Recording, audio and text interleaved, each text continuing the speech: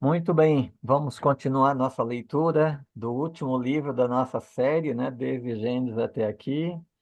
Continuo parabenizando vocês aí pela insistência, teimosia e perseverança em continuar, né? Maravilhoso isso.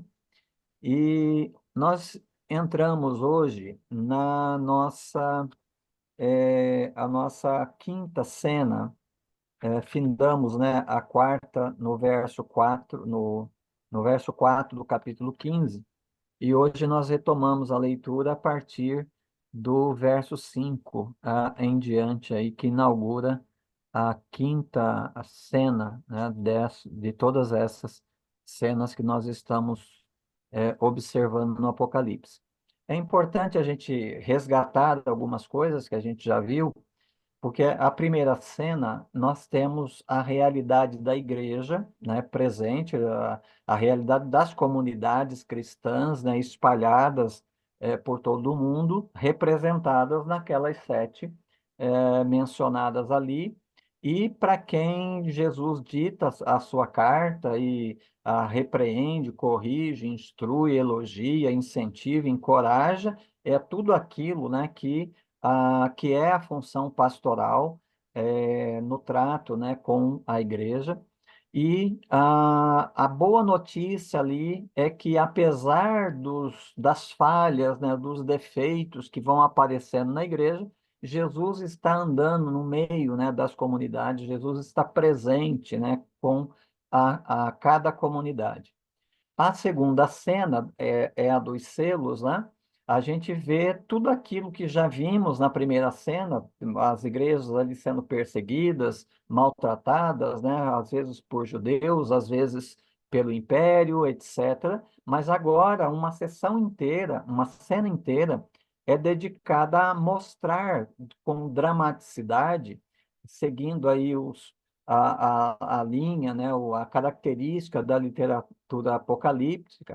Então, ali é mostrado o sofrimento da igreja, né, como a igreja sofre por estar no mundo, num mundo que é oposto, né, à realidade de Deus. Aí a terceira cena, né, que vem as trombetas, elas são palavras dirigidas, né, ao mundo, ah, e ali não corresponde, né, a uma destruição propriamente dita, mas como advertência, né, como as trombetas fizeram as suas advertências, mostraram o que poderá vir a ser, se não houver arrependimento. E aí, então, vem as pragas, né, que nós trabalhamos na quarta sessão, na segunda-feira passada, e nessas a gente vê ali também mais sofrimento, mas já chegando, já passando o limite da advertência para a realidade. E a realidade chega aqui, né? Nesta quinta cena que começaremos a ler agora. Depois disso, olhei e abriu-se o santuário, o tabernáculo do testemunho no céu, e do santuário saíram os sete anjos com sete pragas. Estavam vestidos de linho puro e resplandecente, e usavam faixas de ouro na altura do peito. Um dos quatro seres viventes deu aos sete anjos sete taças de ouro,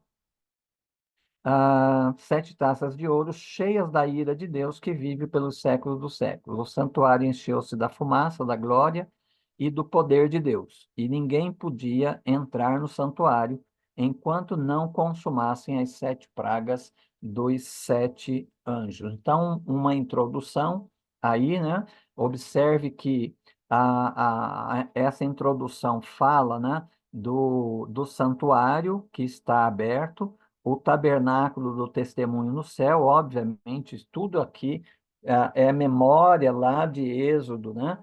especialmente o capítulo 40, quando a glória de Deus enche o tabernáculo, de forma que ninguém podia ficar lá, né? Todos precisavam ficar fora, inclusive os sacerdotes e Moisés. E aqui, essa menção da abertura do santuário, essa menção da abertura do tabernáculo, ela corresponde à abertura da quarta cena, né? Onde também tivemos ali uma descrição desse santuário que se abriu, que estava ali diante da visão do João. O santuário aí, desse santuário saem 7 anjos com 7 pragas. Então veja a soberania de Deus, né, por trás de todos os acontecimentos, quer aqueles que a gente acha difícil, não, Deus não pode fazer isso, mas por detrás de tudo, lembrando que nós estamos com o João fincado lá no Antigo Testamento, e lá no Antigo Testamento a visão de Deus é unitária. A visão de Deus é de um soberano. Tudo o que acontece no mundo não acontece sem passar pela mão dele, ou de modo ativo ou de modo permissivo, mas todas as coisas, elas, ah, elas se associam para produzir exatamente o avanço da obra que Deus está levando à sua consumação final. Então, aqui esses anjos saem, eles têm então taças que eles vão liberar aí no decorrer do texto. O santuário se encheu de fumaça da glória e do poder de Deus, como aconteceu lá em Êxodo 40, enquanto não se consumassem as 7 pragas dos 7 anjos. Pois bem, Nessa, nessa, nesse início, né, das pragas, a gente verá que a destruição aqui já é total.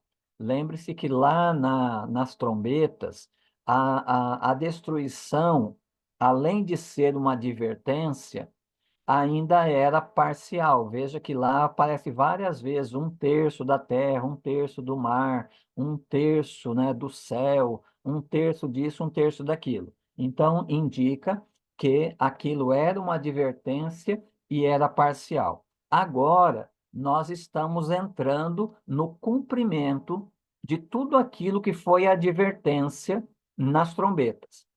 Então, tudo aquilo que foi advertência nas trombetas, agora passa a ser o cumprimento, passa a ser a sua execução. O verso 1 diz aí, né, do 16: ouvi uma forte voz que vinha do santuário e dizia aos 7 anjos: ide e derramai sobre a terra as 7 taças da ira de Deus. Veja, aqui já não é advertência, aqui realmente as 7 taças, ou seja, todo o conteúdo, né, da ira de Deus, agora será derramada sobre os habitantes da terra ou sobre toda a terra. Aqui, diferente lá das trombetas, lembre-se lá que depois das advertências, a série de trombetas vai mostrar o resultado para nós. Qual é o resultado? Apesar de todas essas coisas, os homens não se arrependeram, né? Então, como eles não se arrependeram com a advertência, agora vem a execução. Isso significa que aqui não há mais lugar para arrependimento. Aqui já não há mais lugar para uma volta para Deus. Aqui é a execução mesmo do juízo de Deus. A primeira praga anunciada aí, ou derramada aí pelo primeiro anjo. Então, o primeiro anjo foi e derramou sua taça sobre a terra, e apareceram feridas malignas nos homens que levavam o sinal da besta e adoravam a sua imagem. Então, veja aqui que, correspondente lá à primeira trombeta, aqui o anjo derrama essa praga, essa primeira praga, sobre a terra. Veja o segundo anjo. O segundo anjo derramou sua taça no mar, que se transformou em sangue como de um morto, e todo ser vivente que estava no mar morreu. Veja, todo, não uma terça parte mais, né? Aqui corresponde à segunda trombeta lá, né, que também atingia o mar. A terceira trombeta é anunciada aí dos versos 4 a 7 e vai ser derramada sobre os rios. Veja, terra, mar, rios, seguindo a sequência lá das trombetas. Então, aqui o terceiro anjo derramou sua taça nos rios e nas fontes das águas, que se transformaram em sangue. Veja que tudo aqui é alusivo, né, ao que aconteceu no Egito, né? As pragas aqui têm semelhança com as pragas lá do Egito.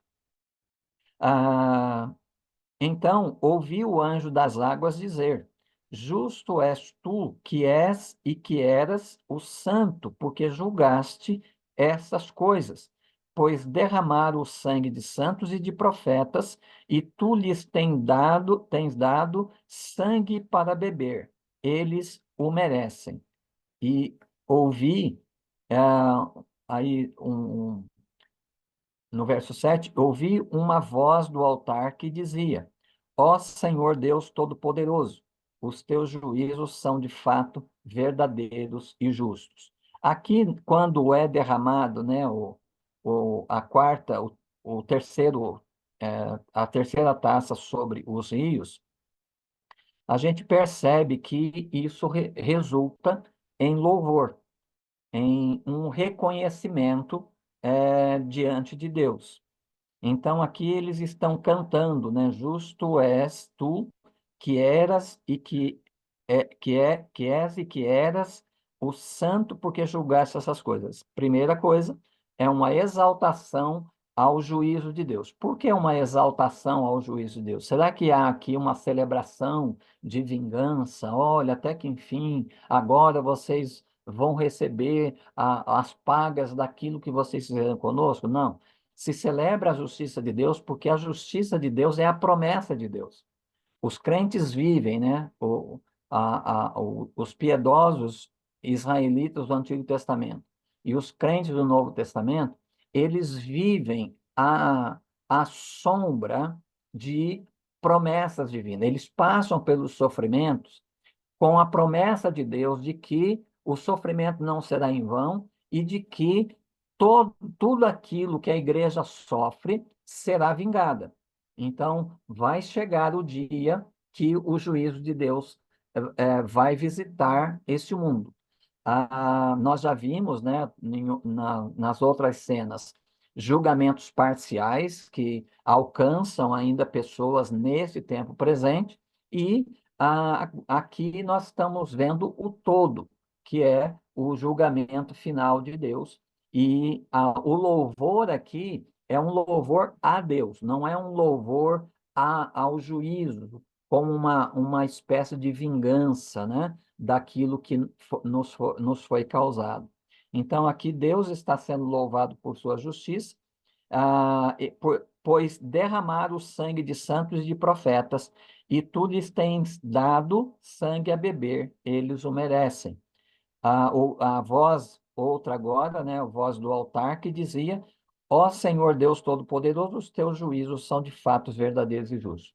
Ou seja, um reconhecimento de que nós vivemos o tempo todo na esperança de que a nossa causa fosse julgada pelo Senhor. E finalmente a promessa se cumpriu. Então, novamente, um louvor aqui, dizendo que as promessas de Deus são verdadeiras. Deus é fiel para cumprir as suas promessas.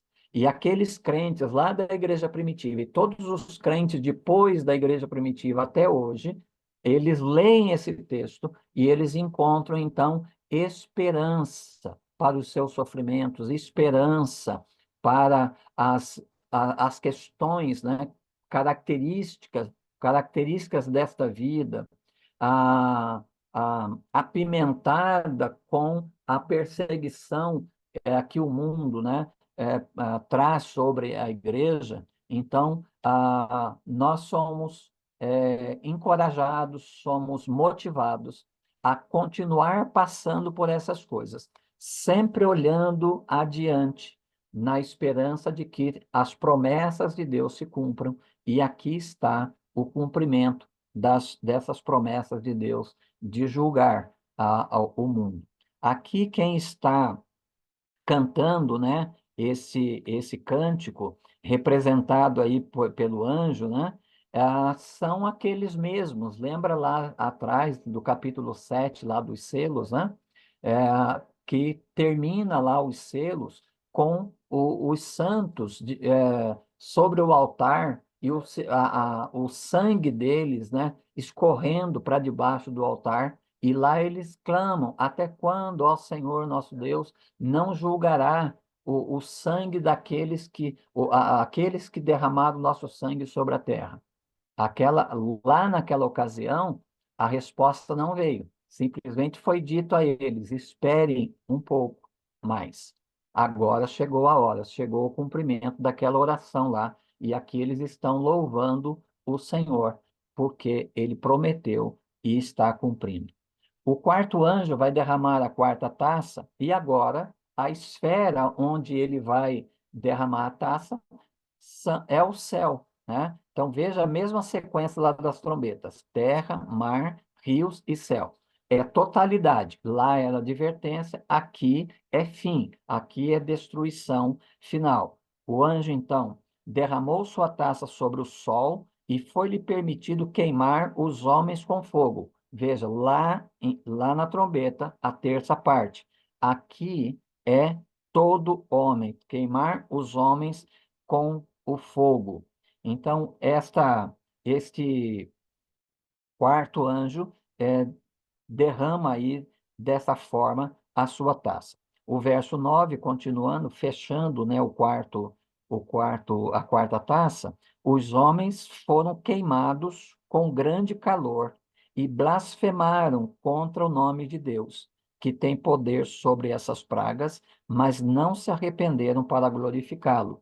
Veja a mesma descrição lá. Lá a advertência, eles também não glorificaram a Deus, né? Permaneceram blasfemando. E aqui, diante do sofrimento efetivo, eles também fazem a mesma coisa.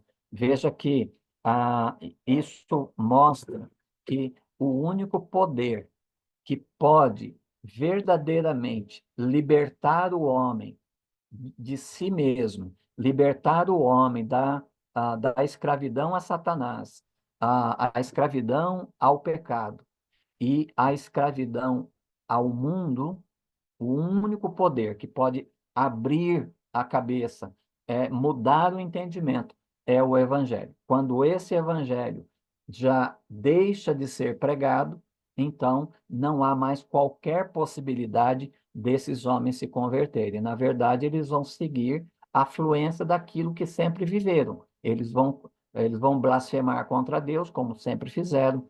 Eles não vão glorificar a Deus, como nunca fizeram, e eles então seguem o rumo adequado à vida que eles sempre levaram, né? Então aqui acontece esse juízo total de Deus. A quinta praga, o verso 10 e 11: o quinto anjo derramou a sua taça sobre o trono da besta, e o seu reino se fez tenebroso. E de tanta agonia, os homens mordiam a própria língua.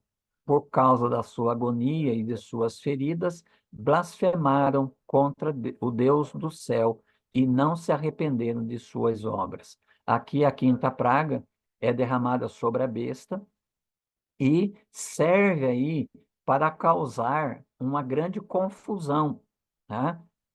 Veja que a besta tem tem 7 cabeças, 10 chifres, né? Esses chifres, em algum momento, eles se tornam independentes, né? E aqui, quando é derramado, né, essa taça sobre a besta, sobre o trono da besta, há uma confusão. Há um princípio ali de confusão entre eles mesmos. Nós vamos ver no que vai dar essa confusão um pouco mais adiante. A sexta praga, o sexto anjo derramou sua taça sobre o grande rio Eufrates, e a água do rio secou, para que se preparasse o caminho dos reis que vêm do Oriente.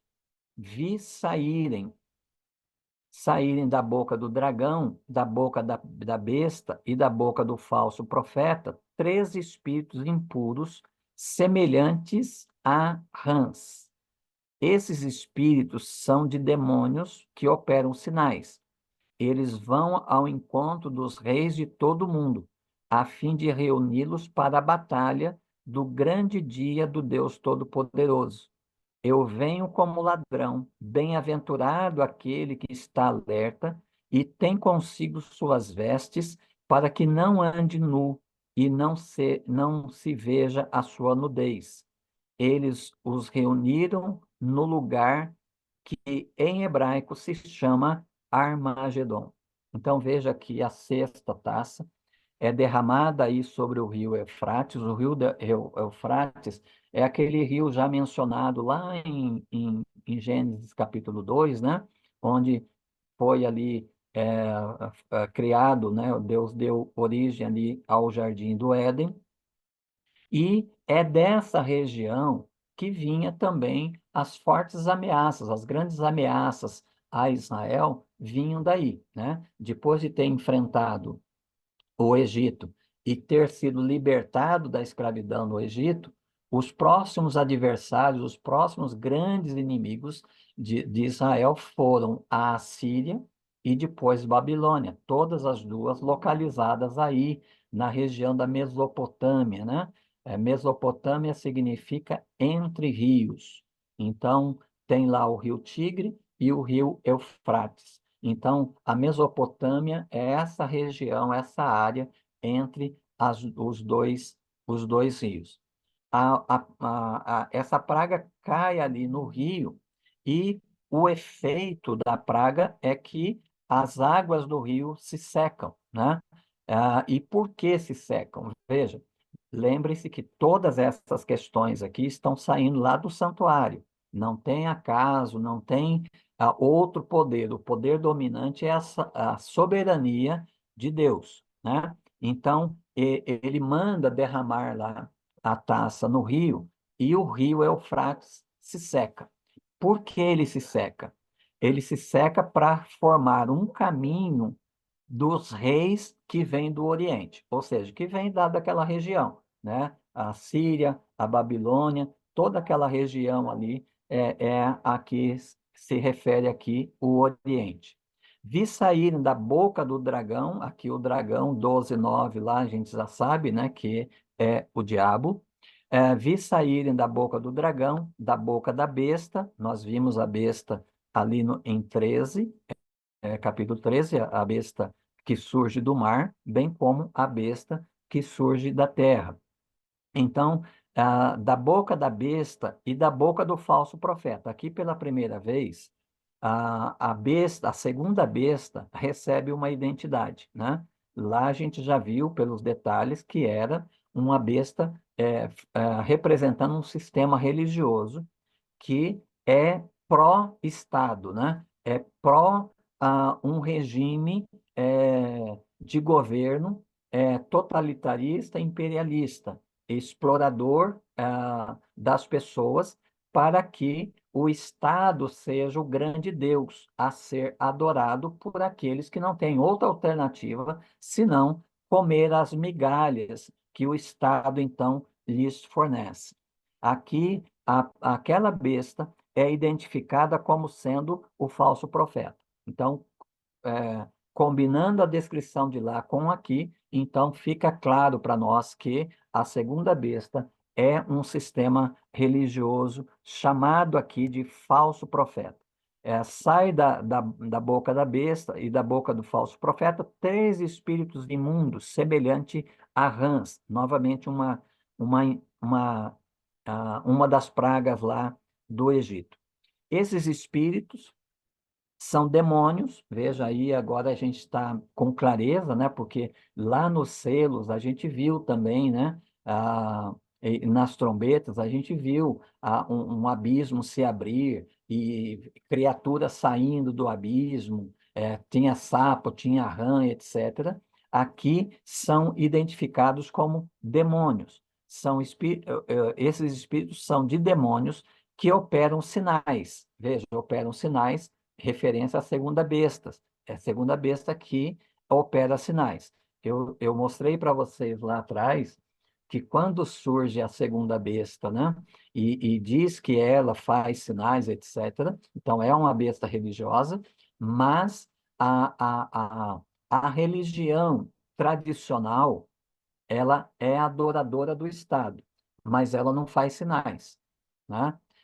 Quem faz sinais são as seitas, né, que surgem aí durante todo o período da igreja. São seitas, essas igrejas, né, ou pseudo-igrejas, elas fazem sinais, né? Então, a segunda besta não pode ser identificada apenas como um sistema tradicional religioso, mas também um sistema místico, um sistema religioso que opera sinais.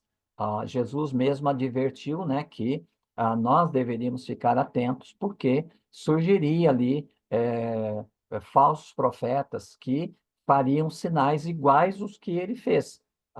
Uma realidade já presente ali nas primeiras duas pragas de Moisés no Egito, quando os mágicos do faraó conseguiram reproduzir as duas. E aí, quando veio a terceira, aí eles disseram, ó, isso aqui só pode ter o dedo de Deus. Em outras palavras, ultrapassava a magia, né? Ali Deus, então, tomava ou manifestava a sua plena soberania. É uma redundância falar plena soberania, mas só para reforçar a soberania de Deus. Então, aqui é um sistema religioso, e quando nós recebemos isso, né, que os espíritos são espíritos de demônios que operam sinais, eles vão ao encontro dos reis da terra, reis de todo o mundo, a fim de reuni-los para a batalha do grande dia do Deus Todo-Poderoso. Veja que esses espíritos, eles estão reunindo, né? Lembre-se que o diabo, ele tem uma grande vitória, né, na cruz, porque a cruz representou a serpente ferindo o calcanhar do descendente de mulher, lá de Gênesis 3,15, né? Mas depois há uma grande virada, né? No terceiro dia, há a ressurreição. E aí, então, o diabo percebe que, na verdade, ele feriu o calcanhar do descendente de mulher, mas com esse calcanhar ferido, foi como o descendente de mulher esmagou a sua cabeça, né? E aqui tem uma reprodução disso. Eles vão ao encontro dos reis de todo o mundo, a fim de reuni-los para a grande batalha do grande dia do Deus Todo-Poderoso. Ou seja, eles vão para uma batalha e, de alguma forma, eles podem ferir o calcanhar, mas o calcanhar ferido continuará esmagando a cabeça da serpente. Por isso que aqui, no fim do verso 14, há um parêntese aí, né, que relembra as palavras de Jesus. Eu venho como ladrão. Bem-aventurado aquele que está alerta e tem consigo suas vestes, para que não ande nu e não se veja a sua nudez. Aqui uma advertência dentro da visão do João, é, dando um reforço, né, para os crentes que estão no meio dessas questões todas, dando um reforço para eles. Olha, preservem-se assim de acordo com o que vocês foram instruídos, né? Não recuem, permaneçam com as suas vestes, né, as vestes brancas que foram dadas a vocês desde do início da conversão de vocês, né? Então, persevere. Ele faz esse parênteses para continuar no verso 16, e no verso 16 ele conclui aí a sexta praga, dizendo que eles os reuniram no lugar que em hebraico se chama Armagedon. Armagedon, em hebraico, significa Monte de Megido. O Megido era uma região ali onde, por exemplo, o Josias, né, foi intervir no avanço do Egito, que ia se encontrar com o exército, o exército babilônico, né, o, lá no norte, e quando ele passou por Jerusalém, ali nas proximidades de Jerusalém, o Josias reuniu seu exército. O Josias era pró-Assíria, o rei do Egito era pró-Babilônia. Então, ele sobe, né, para o norte, e quando ele passa por ali, o Josias reúne o exército e vai, então, impedi-lo. E o Josias acaba morrendo. Então, aconteceu ali a Batalha de Megido. Nessa região acontecia muitas batalhas, né? A história revela-se muitas ocasiões em que esse lugar foi um campo de encontro, né? De exércitos, de conflito que tiveram o seu lugar ali. Então, aqui ele está dizendo que o Armagedon não é algo que está lá na frente, né? O Armagedon é a soma das batalhas realizadas no Monte Megido, ou na região ali de Megido. E veja que esses reis estão sendo conduzidos para lá, né? Os reis são conduzidos para ali, para o grande dia do Deus Todo-Poderoso, ou seja, para uma destruição final. Eles vão para lá, na expectativa de uma vitória. Mas o que os aguarda ali é a sua definitiva derrota, né? Está aqui o último estágio de punição, de Deus, né? Os reis aí no Megido, eles se matam, né? Eles guerreiam entre si, né? E eles acabam se destruindo. Há um princípio, né, que percorre as páginas das Escrituras, de que o mal é destruído pelo próprio mal, né? Então, cedo ou tarde, o mal que tomou um poder, por exemplo, cedo ou tarde surgirá um outro poder tão faminto quanto ele e também o conquistará. Então, o mal pelo mal será destruído. E aqui, esses reis se reúnem aí, né, para a grande batalha, e eles batalham entre si, e eles se destroem, né, mutuamente. Ali, então, o fim geral, né, desses reis da terra, desses reinos. Ok. A sétima praga, o sétimo anjo derramou sua taça no ar, e do santuário saiu uma alta voz vinda do trono que dizia: Está feito. Lembre-se, o está consumado de Jesus lá na cruz, né? Então, aquilo que vai acontecer de modo definitivo lá na frente, na verdade, já aconteceu na cruz. E vem acontecendo desde a cruz, né? Desde a primeira vinda de Cristo.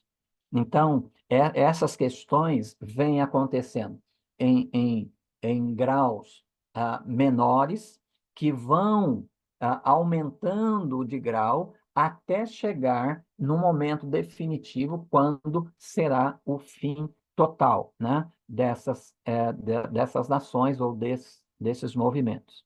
Então, a sétima praga, derramada aí sobre o ar, e do santuário saiu uma alta voz vinda do trono que dizia: Está feito. Houve relâmpagos, estrondos e trovões.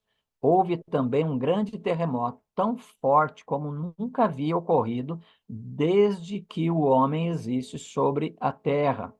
Ah, então, aí nós temos a descrição dessa sétima praga, ah, como a conclusão final, né? A conclusão do juízo de Deus. Então, está feito. Já aconteceu a destruição final. Nisso, houve relâmpagos, estrondos e trovões, esses sinais aí correspondem aos sinais lá do Monte Sinai, tá? Do alto do Monte Sinai, que era o quê, né? Que eram os relâmpagos, trovões, o terremoto, né? O monte tremendo, o monte fumegando, etc. Que era aquilo? Era uma teofania. Que é uma teofania? É o Deus em ação. É o Deus presente, o Deus com presença ativa. Assim Deus é descrito em toda a Escritura, a começar pelo nome Javé, né? Que a proximidade de uma interpretação desse nome chega a este ponto, né? De revelar Deus ativo, um Deus que nunca está presente, passivo. Ele, sempre que ele está presente, ele está em ação. Então, nosso Deus é um Deus que age, nosso Deus é um Deus que está sempre se movendo, né? Por isso, Isaías disse que ele não dorme, ele não cochila, né? Ele está sempre presente, diferente das divindades cananeias lá do tempo do Elias, que os seus profetas fizeram ali o altar e dançavam ao redor do altar e esfolavam com canivetes, né? A sua pele, a sua carne, tentando obter a atenção da divindade, e ali o Elias diz para eles: ó, faz mais alto, grita mais alto, porque talvez ele esteja dormindo, ou quem sabe ele planejou uma viagem, né? Mas é a realidade dos falsos profetas, da falsa religião. Então, aqui, o que diferencia, né, a religião do Antigo Testamento e do Novo Testamento é exatamente isso. Deus está em presença ativa. E aqui, isso é revelado para nós de maneira assim, bem detalhada aí, com os trovões que já apareceram em outras cenas. Aqui também os relâmpagos e trovões sempre estão presentes. Verso 18, cabe aqui uma dúvida. O senhor Sim. disse então que tudo está acontecendo desde a cruz, aos Uhum. pouquinhos e vai crescendo, numa Isso. progressiva se agravando. Uhum. Ok. Uhum. E aí, quando aparecem trovões, terremotos, aí o senhor levou lá para o Monte Sinai. Uhum. Trovões, terremotos. Mas será que a gente pode entender isso também, como já que fez referência à cruz? Quando Jesus morre, que o véu do templo se rasga, houve trovões, terremotos, Uhum. sepulcros abertos, também posso. Exatamente. Exatamente. Ah, tá. É. Tudo aquilo que você lê no Antigo Testamento é real do ponto de vista histórico para Israel, mas ele tem uma interpretação espiritual também. Não, não uma, uma interpretação tipo paralela. Hum. A interpretação de tudo o que acontece no Antigo Testamento, as instituições, certas pessoas, né, devido às suas funções, certos eventos, né, certos acontecimentos, tudo isso aponta para a realidade. Então, todo Então, o mas a Antigo cruz já Testamento, é realidade, né? A sim, cruz já é é. realidade para o Israel piedoso, né? Não para a nação, né, que foi reprovada, mas o Israel piedoso que atravessa, né, do Antigo para o Novo Testamento. Você percebe ali Maria, José. Então, esse pessoal já está ali numa condição de servos de Jesus, né? O Simeão lá no templo, aquela mulher, que também trabalha no templo, ficou casada só 7 anos, e aí consagrou a sua vida ao serviço do templo ali, também com Simeão. Então, esse pessoal, ele representa o Israel piedoso, né? Que vem desde lá da linhagem de Sete, né? Vem caminhando, chega em Abraão, e de Abraão vem o Isaac, de Isaac vem o Jacó, e de Jacó as 12 tribos. Então, essa linha aí de piedosos que sempre existiu. Lembre-se do que Deus falou para o deprimido Elias, né? Eu reservei 7.000 que não se dobraram diante de Baal. Então, Deus sempre teve os seus, né? E essa linhagem vem do Antigo Testamento, e alguns dessa linhagem, eles têm o privilégio de viver as duas alianças. Eles estão na aliança antiga e eles transitam para a nova aliança. A nova aliança é o cumprimento, é a realidade da antiga aliança. E eles têm esse privilégio. Então, tudo isso deve nos mostrar o seguinte, que ninguém, absolutamente ninguém, foi salvo sem a cruz. Porque esse Israel piedoso olhava para frente, da mesma forma que nós olhamos para trás. Mas na cruz, lembre-se lá de Efésios capítulo 2, quando Paulo diz que Cristo, pela cruz, fez a paz. E de ambos os homens, né, gentios e judeus, ele fez um só homem. Então, há a união, há a convergência aí do antigo se cumprindo no novo. E dessa forma, a Igreja de Deus, na sua dimensão universal, ela é a Igreja, desde essa linhagem aí de Sete, passando por Israel, etc., até chegar nos crentes da realidade neotestamentária. Ok? Vamos lá. Ah, então, aí, nessa sétima visão, houve relâmpagos, estrondos e trovões, houve também um grande terremoto tão forte que nunca havia ocorrido desde que o homem existe sobre a Terra. Está suplantando, né, o terremoto lá do Monte Sinai. A grande cidade partiu-se em três, e as cidades das nações caíram.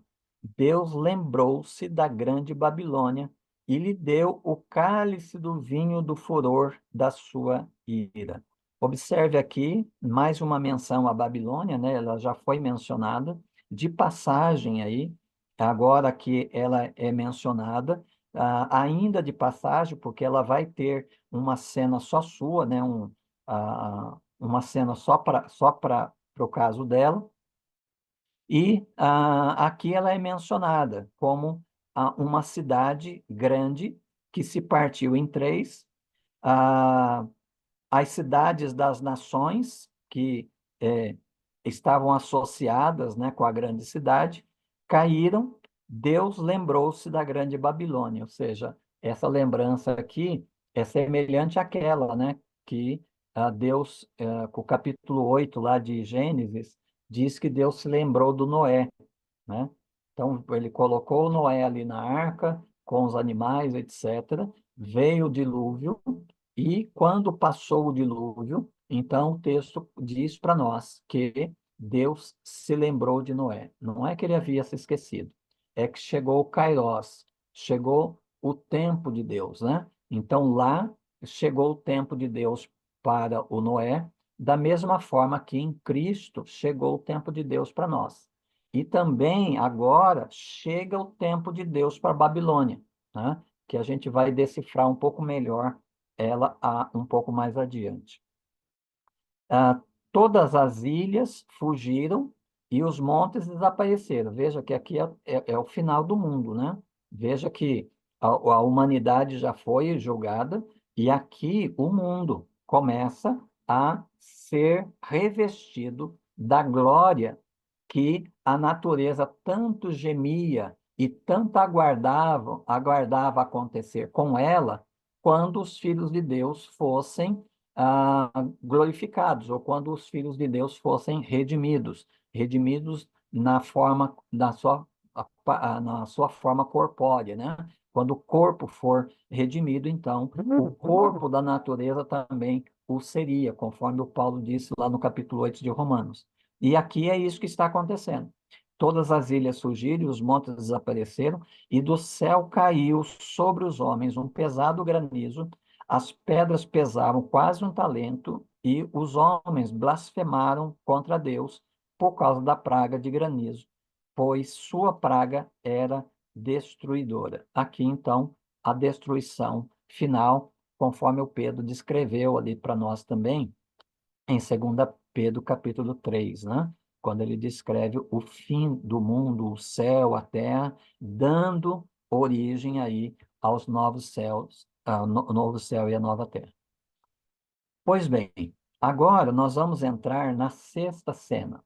Então veja que a quinta cena é só lá do capítulo 15, verso 5, até o final do capítulo 16. Aqui nós entramos na sexta cena, que vai falar agora da Babilônia, né? Então, a sexta cena é composta de 7 palavras, né? Veja mais uma vez um conjunto de 7 aqui. São 7 palavras.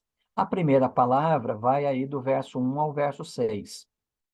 Um dos 7 anjos que traziam as 7 taças veio e me falou: Vem e eu te mostrarei a condenação da grande prostituta que está assentada sobre muitas águas.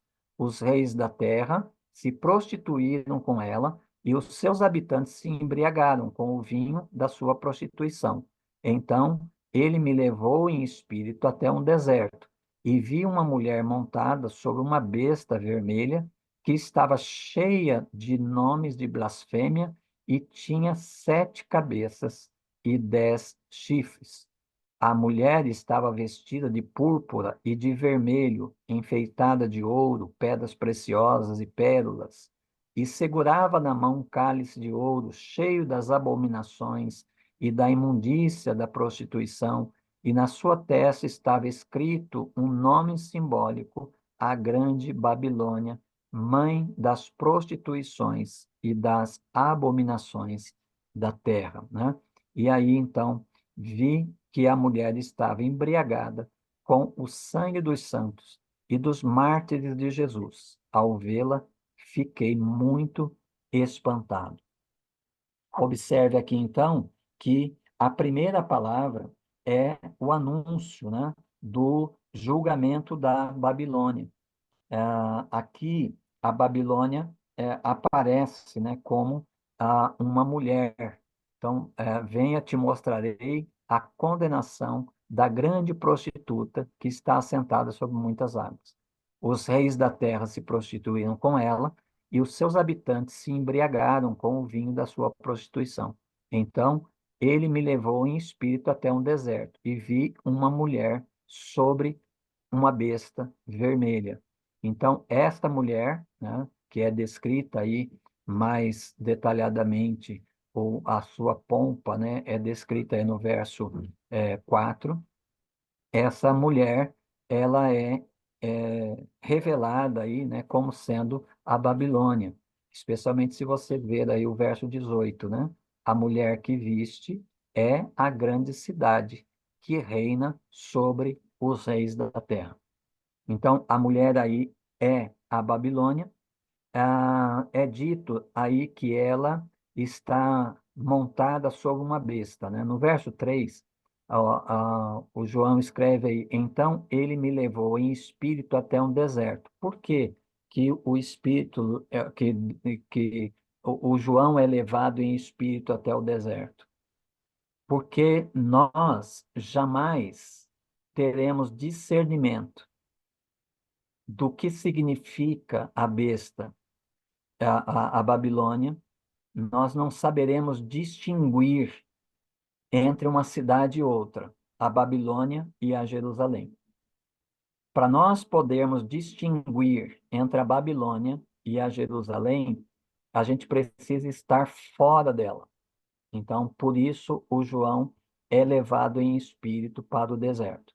É a mesma coisa que Deus fez, né? Ao tirar ali os israelitas do Egito, rejeitando aquela proposta do faraó, né? Ó, fica aqui com a gente, né? Fica por aqui, vocês se tornarão parte de nós, etc. O trabalho de Deus, a obra de Deus vai além e rejeita isso, né? Porque o povo tem que ser tirado do Egito e levado para o deserto, para ele de lá do deserto poder discernir o que é o Egito, né? O que é o mundo representado pelo Egito. Aqui o mesmo está acontecendo com João.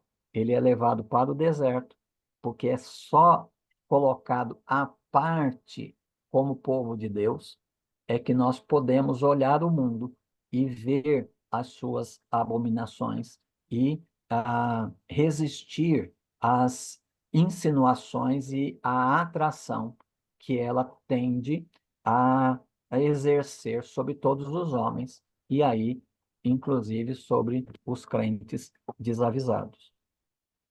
Então, aí nessa descrição, deixa eu ver onde eu parei aqui. Tá, verso 3. Então, nessa descrição, o João, então, vê uma mulher montada sobre uma besta vermelha, que estava cheia de nomes de blasfêmia e tinha 7 cabeças e 10 chifres. Ora, a, a, a, a besta descrita como tendo 7 cabeças e 10 chifres é a besta política, né? É a besta do Estado, no verso 1 do capítulo 13, né? Que ela aparece aí, havia sobre uma besta com 10 chifres e 7 cabeças. Então, aqui, a Babilônia, ela está sendo sustentada pela besta. Então, o mundo é patrocinado pela besta. Ela está, então, sentada sobre a besta. Essa besta, então, corresponde lá à besta de 13:1. A mulher estava vestida de púrpura, que é uma descrição da suntuosidade, da pomposidade aí da Babilônia. A mulher estava vestida de púrpura e de vermelho, enfeitada de ouro, etc., de uma forma, obviamente, né, a seduzir, né, a atrair e seduzir as pessoas a participarem do seu banquete, né? Participarem das suas riquezas. E na sua testa estava escrito um nome simbólico, aí a grande Babilônia, né? Mãe das prostituições, das abominações da terra. Essa mulher estava embriagada com o sangue dos santos e dos mártires, obviamente, né? Um mundo alienado de Deus, né? Um mundo em oposição a Deus. Ele vai perseguir e matar, né? Aqueles que pertencem ao Cordeiro, na mesma forma que fizeram com o Cordeiro, né? O Cordeiro de Deus veio e, como ele era santo e justo, a liderança religiosa judaica ficou lá meio que ofuscada, né? E aí eles planejam, olha, se a gente não acabar logo com isso, o mundo todo vai atrás dele. E aí, então, eles começam a esquematizar ali a forma como eles acusariam Jesus, como eles julgariam Jesus e o condenariam para, então, entregar ao Império Romano, que é o Estado que mata, né? Então, os judeus não matam. Então, fica ali, eles julgam, condenam Jesus, mas entregam Jesus para o Estado. E aí o Estado mata. Então, a associação, né, da besta, né, a besta política com a besta religiosa, né? Então, Israel ali funcionou como a besta religiosa que adora o Estado, né? Envia Jesus lá para o Estado, dizendo para o Estado: olha, ele diz ser o rei dos judeus, ele diz ser o Senhor. Aí cresce ali os olhares daqueles que respondem ao imperador. E aí, então, Roma mata Jesus por causa disso. Ah, No, no verso 7 em diante, nós temos aí a segunda palavra que trata do mistério da Babilônia. Então o anjo me disse: por que te espantaste? Eu te direi o mistério da mulher e da besta que a leva, que tem 7 cabeças e 10 chifres. A besta, ele vai começar pela besta, né? A besta que viste era e já não é. Todavia, está para subir do abismo e irá para a perdição. Os habitantes da terra, cujos nomes não foram escritos no livro da vida desde a fundação do mundo, ficarão admirados quando virem a besta que era e já não é, mas voltará. Ou seja, o que ele está dizendo aqui? o mesmo que nós vimos lá nas trombetas, né? Quando surgiu a besta. Então, lá nós lemos acerca da besta política, e no verso 3 do 13, também vi uma de suas cabeças como se estivesse ferida de morte, mas sua ferida mortal foi curada. Então, nós, lembrando o que a gente disse lá, né? São sistemas políticos que desaparecem, parece que morreram, mas ressurgem outra vez com muito mais força, né? Não necessariamente, e talvez até obviamente, não com os mesmos personagens, porque na visão do Daniel, lá do capítulo 2 das bestas que ele vê ali no capítulo 7, ali são impérios que se sucedem. Então, você tem um império assírio, que é um império opositor a Deus, um império que representa o mundo, um sistema de governo imperialista que exige a adoração dos seus súditos. Mas aí ele é vencido, ou seja, ele morreu, mas ele renasce na Babilônia. E aí Babilônia morre, mas ele renasce no Império Medo-Persa. Aí o Império Medo-Persa some, mas renasce no Império Grego. E o Império Grego morre, mas renasce na Roma e assim por diante, né? Então, aqui é a mesma coisa. O que acontece com a besta lá, conforme a gente viu no 13, é o que acontece também aqui, né? Ela é, né? A descrição que se faz dela, né? Ela era, ou seja, ela já existiu num tempo passado, e já não é, ou seja, ela morreu. Todavia, está para subir do abismo, ou seja, ela renasce. Então, são sistemas políticos que morrem e renascem em outros cenários, às vezes, com outros personagens, mas o sistema sempre está morrendo e renascendo. Os habitantes da Terra, então, cujos nomes não foram escritos no livro da vida, desde a fundação, ficam admirados, né? Eles ficam admirados com a besta que era e já não é, mas voltará. Então, toda vez que o sistema morre, parece que há um luto, né? Por parte daqueles que se organizam em torno daquele sistema. Aí, de repente, o sistema renasce. Aí esse pessoal fica espantado. Nossa, olha isso. E começam a acreditar na sucessão de morte e ressurreição. Eles começam a acreditar que esse sistema de governo, esse sistema político, é realmente um sistema forte, né? Porque ele morre e renasce. Mas o Apocalipse vai mostrar para nós que esse sistema está caminhando para um desfecho nada favorável, né? Nem para si, nem para os seus adeptos.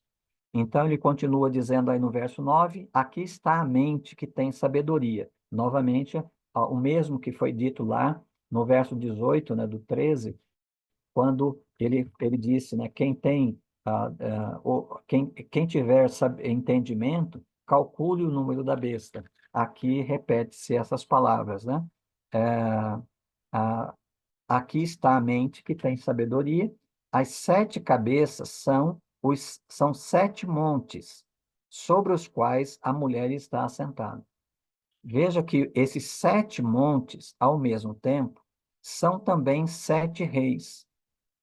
5 já caíram, um existe, o outro ainda não veio. Quando vier, deve permanecer por pouco tempo. Ou seja, o que o João está explicando para nós aqui, né? Que a, as 7 cabeças, né, da besta são 7 montes. A Roma, ela é construída, ela foi edificada sobre 7 montes, né, 7 colinas. Então, aqui é uma referência indireta a Roma, mas não está restrito a Roma. Porque veja a descrição que se faz aqui. Os mesmos 7 montes são os 7 reis. E a descrição desses reis, veja, 5 já caíram, Então, ele está falando de impérios que já passaram, né? Aqui convém a gente lembrar, né? O Egito, depois a Síria, depois a Babilônia, depois o Medo-Persa, depois o grego. Isso tudo, na ocasião em que o João está escrevendo, já caíram. Então, 5 já caíram, um existe. Qual que é o que existe? Roma. E outro ainda não veio. Ou seja, depois de Roma, não será o fim. Depois de Roma, ainda esses sistemas continuarão a se levantar. Então, ele prevê aí que um outro que ainda não veio, mas quando vier, deve permanecer por pouco tempo. Então, virá aí um outro império, né? Deve permanecer por pouco tempo. A besta, que era e já não é, também é o oitavo rei. Veja, então nós temos aí um que existe, que está presente, e outro que não veio, mas virá e deve permanecer por pouco. Mas tem um oitavo. Aqui, o oitavo é a própria besta. A besta que era e já não é, também é o oitavo rei, entre os 7 e irá para a perdição. Então veja que na hierarquia aí desses sistemas, quem comanda esses sistemas é o dragão, como a gente viu lá no capítulo 13. Quem comanda tudo é o dragão. A besta surge, mas o dragão é quem é adorado, né, por dar à besta tanta autoridade e poder. Então, é o dragão que dá poder à besta, né? E ela aí também, como uma representação política, ela é o oitavo rei. O oitavo rei aqui deve indicar o fim das nações, o julgamento final que vai acontecer aí na sequência, quando a besta será destruída e o dragão finalmente também o será, né? Então aqui há uma projeção de que depois de Roma outros impérios se sucederão a Roma. Os 10 chifres, diz aí o João, os 10 chifres que vistes são 10 reis, os quais ainda não receberam o reino, mas receberão autoridade como reis durante 1 hora, juntamente com a besta. Veja, isso aqui me parece, né, ser uma descrição da segunda besta, porque a segunda besta lá está a serviço da primeira.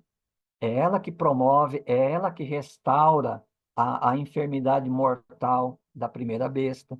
Então, aqui, esses 10 chifres são 10 reis, os quais ainda não receberam o reino, mas receberão autoridade como reis durante 1 hora, juntamente com a besta. Então, 1 hora aqui, obviamente, é um período, não é necessariamente um tempo definido. Eles têm o mesmo propósito e entregarão à besta seu poder e autoridade. Percebe a mesma descrição lá, porque é a besta religiosa que aponta para o Estado, né? Nesse exemplo que eu dei aí do próprio Israel, né? A besta ali é o próprio Israel, a liderança religiosa judaica, que julga do ponto de vista religioso, né? E condena. Agora, a religião não pode matar, o Estado pode. Então, vai promover a primeira besta. E aí leva lá dizendo, olha, isso aí diz que é rei, né? E aí, então, o Estado mata qualquer um que se rebele, ou principalmente qualquer um que seja uma ameaça, né, ao imperador. Então, o Estado mata. Então, aqui me parece ser uma descrição da segunda besta. Veja que tem o mesmo propósito, né? O mesmo propósito, e entregarão à besta seu poder e autoridade. Combaterão contra o cordeiro. Veja, tanto o sistema religioso quanto o sistema político, né? Combaterão contra o cordeiro que os vencerá, pois é o Senhor dos senhores e o Rei dos reis. Os que estão com ele, os chamados, eleitos e fiéis, também vencerão. Novamente, a semelhança do parêntese ali, no verso 15, né, do capítulo 16, na cena anterior, aqui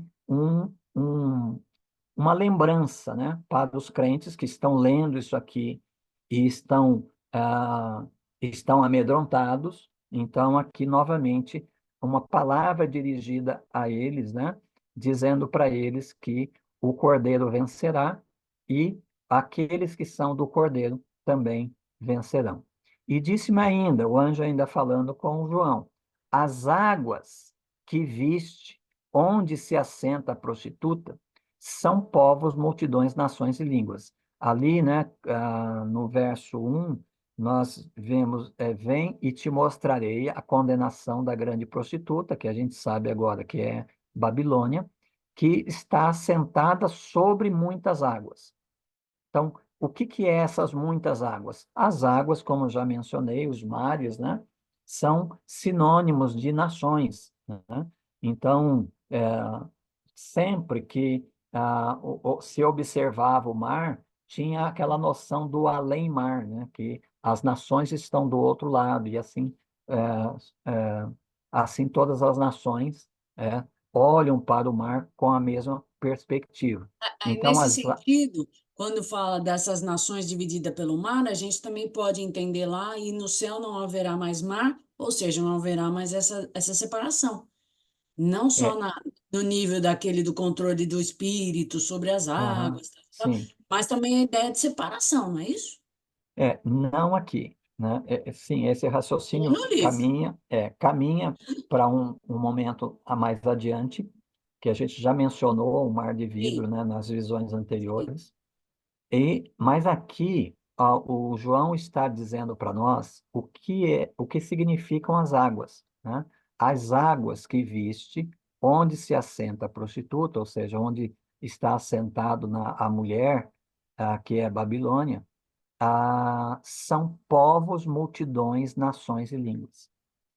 Então, é um domínio universal da besta, né? Tanto a besta política quanto a besta religiosa que promove, né, o poder e a autoridade da primeira besta. Então, aqui são nações que foram seduzidas, foram atraídas, né, por aquela suntuosidade, né, aquela descrição da mulher no verso 4, né? A riqueza, a pompa e etc.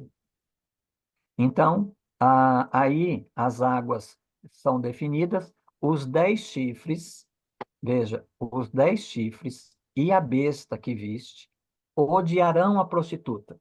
Veja que interessante. Lembra quando eu falei um pouco mais atrás que, que haverá consternação no mundo da besta? Que em algum momento os chifres ali estarão guerreando entre si. Aqui, o dragão, que deu autoridade para a besta, tanto a política quanto a religiosa, agora chega a um ponto que não precisa mais da Babilônia. Então, o que que eles vão fazer? Eles vão guerrear contra a, a prostituta. Os 10 chifres e a besta que viste odiarão a prostituta. Eles a deixarão desolada e nua, e comerão sua carne e a queimarão no fogo. Sabe algo que pode ilustrar muito bem isso aqui? É quando você vê um camarada dentro de um sistema político com um poder que lhe é conferido.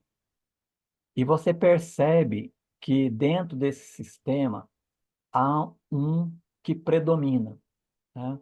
Muito espaço é dado, né, a ele e vai crescendo para ele, ilusoriamente, de que ele é o cara, de que ele tem poder, ele tem autoridade, e ele vai, então, fazendo ali o seu caminho, tomando as suas decisões e tal, ordenando algo aqui, outro ali, etc. Só que ilusoriamente. Por quê? Porque esse sistema político, ele dá corda para aqueles que vão agir em benefício do sistema. Mas quando esses caras chegam lá na frente e o sistema já não precisa deles, então o sistema mata eles. Olhe para a história e você vai verá a repetição desse programa, né? O que está acontecendo aqui? É exatamente isso. O dragão deu autoridade para a besta. E a besta estava debaixo da mulher. A mulher está sentada sobre a besta. Então, a Babilônia, ela depende da besta, assim como a besta depende do dragão. Só que agora, o que que eles chegaram num nível de poder tal que eles não precisam mais da Babilônia, que era a sedutora. Eles não precisam mais. Eles chegaram no nível de poder que o poder para eles já é bastante, já é suficiente.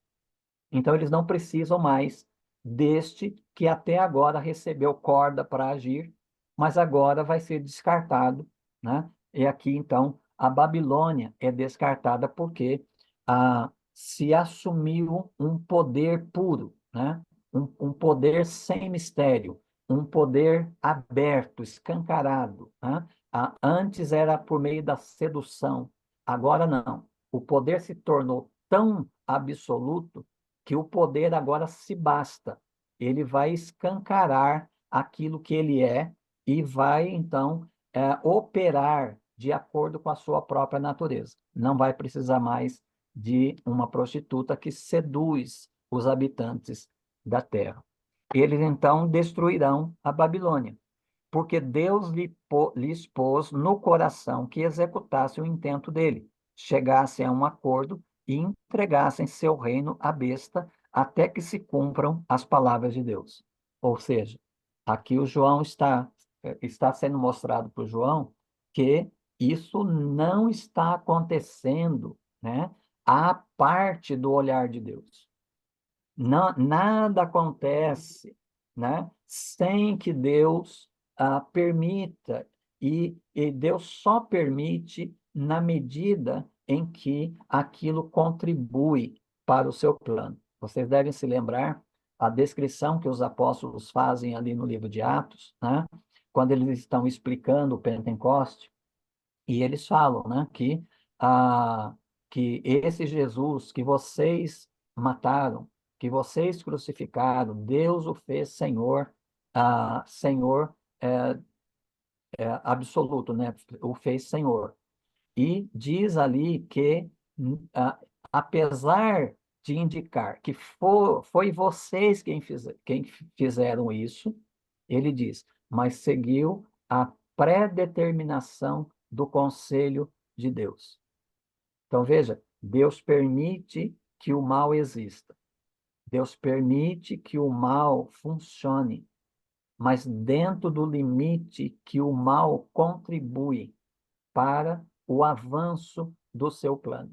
E aqui é o que está acontecendo. Tudo isso aqui está acontecendo do dragão para a besta. E agora eles guerreiam contra a mulher e não precisam mais dela, mas aqui o verso 17 coloca isso em ordem para nós, dizendo: eles estão fazendo isso porque Deus lhes pôs no coração que executassem o intento dele, chegassem a um acordo e entregassem seu reino à besta, até que se cumpram as palavras de Deus. Aqui, nessa cena, está sendo mostrado para nós a derrota final de um dos mensageiros do dragão. Começou pela Babilônia, mas o restante virá aí logo mais adiante. Então, a mulher que viste é a cidade que reina, é a grande cidade que reina sobre os reis da terra. Então, essa mulher aí, né, então foi destruída. No capítulo 18, nós temos a terceira palavra, e é a queda da Babilônia. Então, Pastor, veja. Sim, Antes de você entrar no capítulo 18, você pode me tirar uma dúvida que você falou, pois não? porque eu não entendi muito bem? O que Uhum. que você quis dizer com ação é ativa e ação permitiva, lá no É, começo?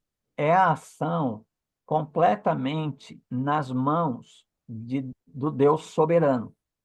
Então, quando a gente fala de soberania, eu usei agora há pouco, né, soberania plena, não existe isso. Soberania é soberania. Quer dizer que alguém, né, está acima de todos.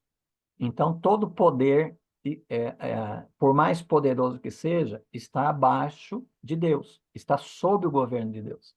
Então, dentro do governo de Deus, e da condução do seu plano até a consumação final, que a gente vai ver ali na frente, Deus, então, é tão ativo, né, os trovões, relâmpagos, ele é tão ativo que ele envia certas experiências, certas circunstâncias, e outras vezes ele permite que o mal avance, né? E quando Deus faz isso, ele mesmo nos dá a garantia por meio do Paulo, lá em Romanos 8, quando o Paulo diz assim que Deus age em todas as coisas para o bem daqueles que o amam, daqueles que foram chamados segundo o seu decreto. Então, tudo isso está sob o governo de Deus. Eu sei que é muito difícil para a nossa mentalidade atual, é muito difícil nós pensarmos num Deus soberano, e que permite, por exemplo, uma tragédia como esta do Rio Grande do Sul. É, é, essa questão, né, da soberania de Deus e os males terríveis que nós muitas vezes assistimos, é difícil para a gente digerir isso como vindo de Deus. É difícil porque nós fomos evangelizados à base de João 3,16. Ah, e João 3,16, ali foi destacado o amor de Deus, mas não foi destacado a justiça de Deus. João 3,16 é a versão neotestamentária de Êxodo, capítulo 34, capítulo 33, versos 6 e 7. Ali, Deus se revela, revela a sua natureza completa. Ele diz que ele é misericordioso, compassivo, tardio em irar-se e tem misericórdia e não que visita, não, que tem misericórdia, que perdoa as iniquidades, as transgressões e o pecado. Essa é a parte de João 3,16. Deus amou o mundo. Mas aí vem o complemento. Não terá por inocente o culpado, antes visitará o pecado do pai sobre os filhos dos filhos até a terceira e quarta geração. Essa é a justiça, que a gente pouco ouviu falar, né? No João 3,16, qual é a parte que revela a justiça de Deus? Deu o seu filho unigênito. Ali é a justiça. A justiça de Deus se cumpre de duas formas. Quando Jesus foi batizado, ele diz assim, o João não queria batizar ele, e ele disse para o João assim, é necessário que cumpramos toda a justiça. O que é cumprir toda a justiça? Significa que, primeira parte, como se fosse uma moeda, o primeiro lado dessa moeda é Jesus tomar sobre si a dívida que pesava sobre nós, contra nós. Então ele toma para si e ele vai para a cruz. Então toda a justa exigência da lei de Deus, que era contra nós, foi contra ele. E ele então morre. É assim que se cumpre a justiça que há na lei, né? Então a lei tem que ser cumprida. Tínhamos que morrer, mas Deus nos deu um substituto. E a justiça que era contra nós virou contra ele. E a justiça que nos mataria, matou ele. Agora, o outro lado dessa moeda é como é que Deus justifica ímpios? Como é que um Deus santo pode justificar réus confessos? É quando, então, Deus aplica a obra de Cristo na cruz à vida de todo aquele que crê. Ou seja, da forma como Deus acredita as nossas dívidas na conta de Jesus e ele morre por causa dessa dívida, pagando essa dívida, Deus então pega da justiça de Cristo, que nunca experimentou o pecado e sempre viveu à luz da vontade do Pai. Essa justiça que Jesus conquistou, ela é creditada a nós. Então, a justiça se cumpre de duas formas. Toda a justiça significa Jesus leva os nossos pecados e cumpre as exigências da lei que era contra nós. E Deus pega da justiça de Deus, esse é o outro lado da moeda. Pega da justiça de Deus e acredita na nossa conta. E nós somos aquilo que Cristo é. Então, isso é toda a justiça. Então, é muito importante que a gente observe um pouco mais nas Escrituras esse lado da justiça de Deus, porque ele não é amor descolado da justiça. Deus é tão amor quanto é justo, mas pouco se falou para nós sobre esse aspecto da justiça. Então, nós nos distanciamos da mentalidade bíblica, né? Porque o judeu não tinha dificuldade com isso. A igreja não tinha dificuldade com isso. Mas nós estamos tão distanciados daquilo que Deus é, como ele se revela, e fixamos tanto numa definição do amor de Deus, que agora a gente perde a visão da soberania de Deus. Então, é necessário que a gente pense essa questão assim. Deus tem controle sobre todas as coisas que acontecem. Muitas coisas que acontecem estão no nível das 7 trombetas. São questões que vêm como advertência, né? E outras que vêm já como a quinta cena, que é o cumprimento daquilo que foi a advertência das trombetas. É difícil para nós, mas é assim que a Bíblia mostra Deus e ele levando, né, a bom termo o seu plano até a sua consumação. Ok? Vamos seguir? Ok. Então, onde paramos? A 18, né? Então, a terceira palavra aí é a Qual que era a queda da... segunda palavra? Qual que era a A segunda? segunda é o mistério da Babilônia. A segunda palavra era o É. mistério? Tá. A primeira palavra é Estava de 1 a, a 6. o anúncio do juízo, né? Isso. E a De 1 a segunda 6. eu não peguei. A segunda, de 7 até o 11. Segunda palavra. Tá. Perdão, a segunda do 7 até o 18. Agora nós Aqui, entramos na que é terceira. qual? Aqui é o mistério da Babilônia, Tá. né? Quando o anjo se propõe a explicar para o João, né? Ele diz aí no verso 7, eu te direi o mistério, né, da mulher. Tá. Então, é o mistério da Babilônia. E agora, a queda da Babilônia, né? Depois dessas coisas, vi descer do céu outro anjo que tinha grande autoridade e a terra foi iluminada com a sua glória. E ele clamou em alta voz: caiu a grande Babilônia, e tornou-se morada de demônios, lugar de todo espírito imundo e de toda ave impura e abominável. Porque todas as nações, veja, ela está sentada sobre as águas, né? Que lá em cima são povos, multidões, nações e línguas. Aqui, todas as nações têm bebido do vinho da ira da sua prostituição. Os reis da terra se prostituíram com ela, e os comerciantes da terra se enriqueceram às custas de seu luxo excessivo. Então, aqui a queda da Babilônia anunciada aí pelo anjo, né? Caiu, caiu a grande Babilônia. Aí a quarta palavra é é a sua condenação, né? Vai aí dos versos 4 até o verso 20.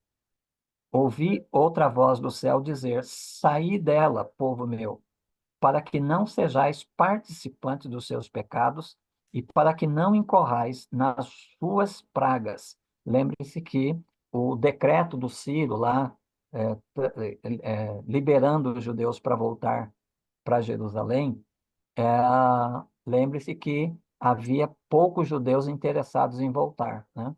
Então, a pregação daqueles dias, né, por o próprio Zorobabel, o Ageu, o Zacarias, essa pregação aí, ela é um chamado, né, para sair da Babilônia, para deixar a Babilônia e vir para Jerusalém. Mas não só para aqueles que estavam lá, mas para aqueles que vieram de lá, mas ainda estavam vivendo o espírito da Babilônia, né? Não tinham ainda encarnado o papel, né, de povo de Deus, o povo de Deus da nossa era tem um templo, tem uma casa, a gente precisa edificar a casa, etc. e tal.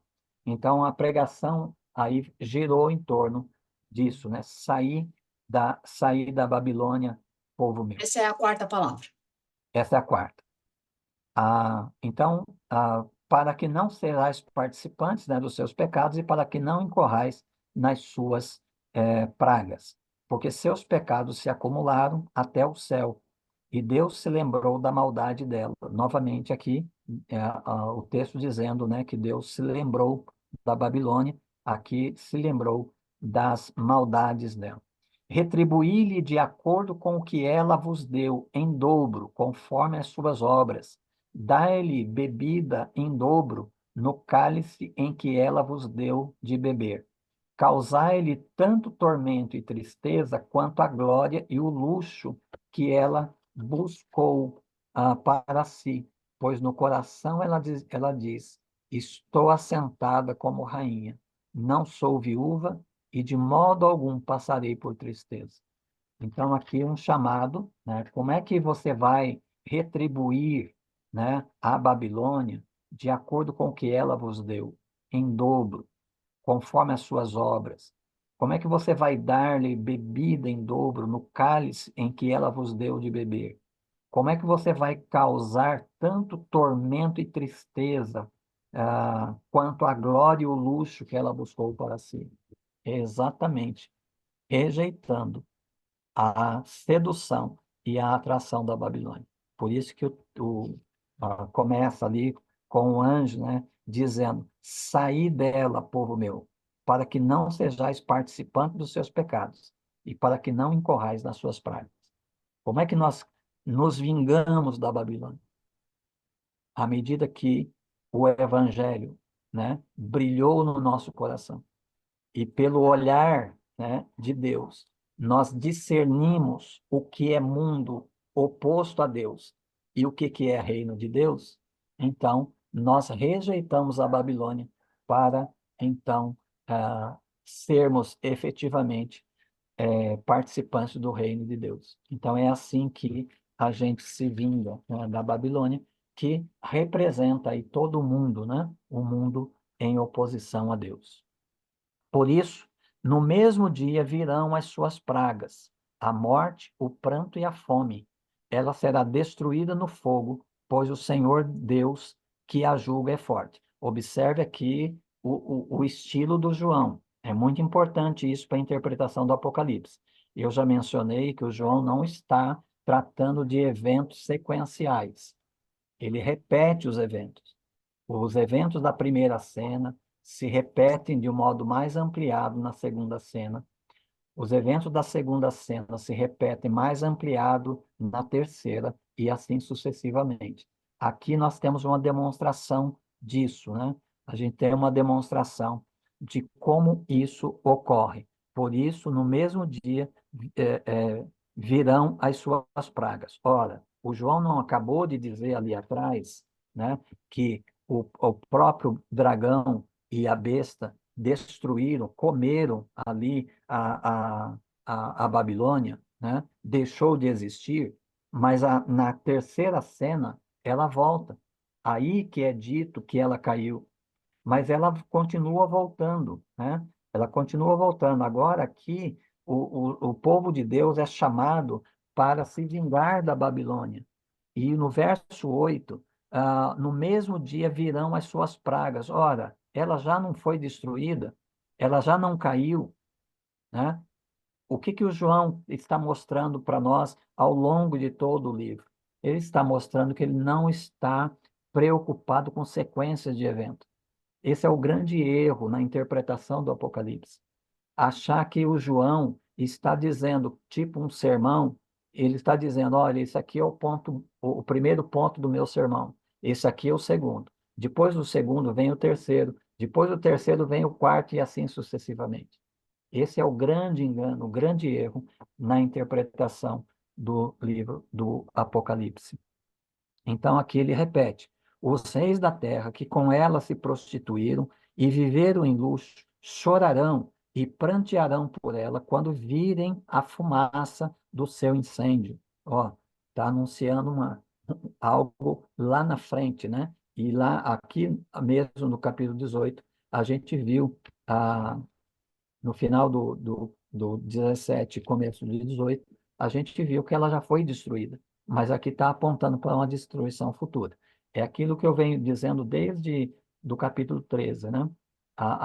Esses sistemas, eles morrem e voltam a existir. A besta é ferida com a ferida mortal, mas é curada, né? Então, o João está seguindo esse esquema. Então, sempre ele está voltando a questões que ele já havia definido em cenas ou em estágios anteriores.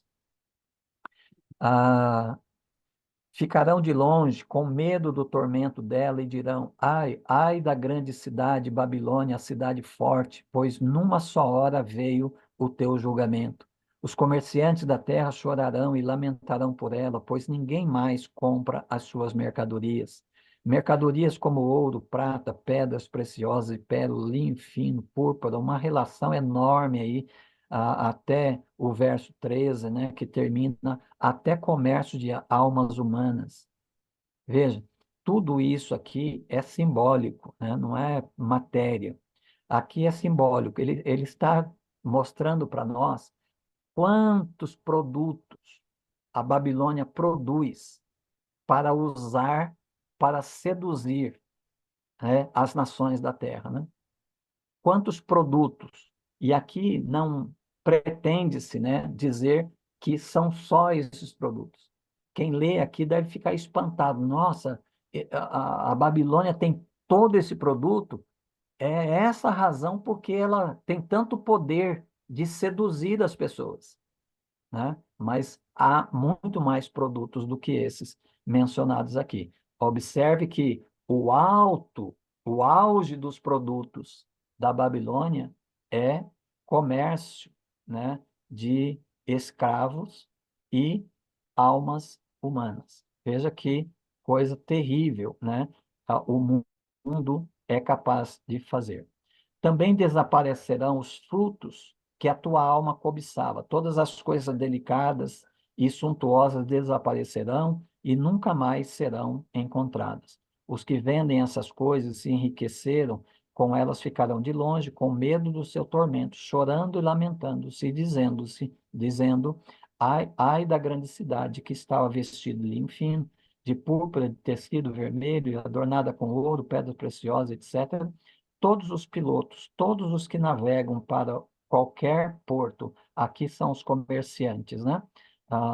As pessoas que trocam produtos naquela época, era assim o sistema econômico. Ah, todos os pilotos, todos os que navegam para qualquer porto, todos os marinheiros e todos os que trabalham no mar ficarão de longe e, olhando para a fumaça do seu incêndio, clamarão: que cidade é semelhante a esta grande cidade? E jogarão pó sobre a cabeça e clamarão, chorando, lamentando-se e dizendo: ai, ai da grande cidade! Por causa das suas riquezas, todos os que possuíam navios no mar se enriqueceram e em apenas 1 hora foi destruída. Veja, com a destruição da Babilônia, destrói-se, né, o sistema capitalista, né? Destrói-se o sistema econômico explorador, que até humanas compra e vende, né? Então, essa questão aqui deles estarem lamentando e chorando, eles estão lamentando e chorando por causa do lucro que eles não terão mais, né? Com o fim da Babilônia, então eles não terão mais como continuar se enriquecendo. Exulta sobre ela, ó céu, exultai também vós, santos e apóstolos e profetas, porque Deus julgou a vossa causa contra ela. Veja a resposta da oração lá do capítulo 7, né? Até quando, Senhor, não vingarás o nosso sangue das mãos daqueles que o derramaram? E aqui Deus está dizendo, ó, lá ele diz, espera um pouco mais, e aqui o tempo efetivamente chegou. A quinta palavra, dos versos 21 ao 24, é a morte da Babilônia. Um anjo forte levantou uma pedra do tamanho de uma grande pedra de moinho e jogou-a no mar, dizendo: A grande cidade da Babilônia será jogada com a mesma força e nunca mais será achada. Percebe como os verbos aqui estão no futuro? Em ti não se ouvirá mais o som de arpistas, de músicos, de flautistas e de trombeteiros, e nenhum artífice de arte alguma se encontrará mais em ti, e em ti não se ouvirá mais o ruído do moinho.